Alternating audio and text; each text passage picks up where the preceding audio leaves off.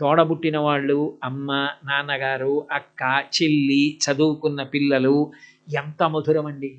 నేను 75, 78 బీకామ్ చదువుకున్నాను AVN college విశాఖపట్నంలో. ఏడాదికొకసారి ఇప్పటికీ అప్పుడు మేము చదువుకున్నటువంటి వాళ్ళందరం కలుస్తూ ఉంటాం. నా గురించి పరిచయం చేసిన పాప నాకు ఒక్క ఏడాది వయసు పెంచింది.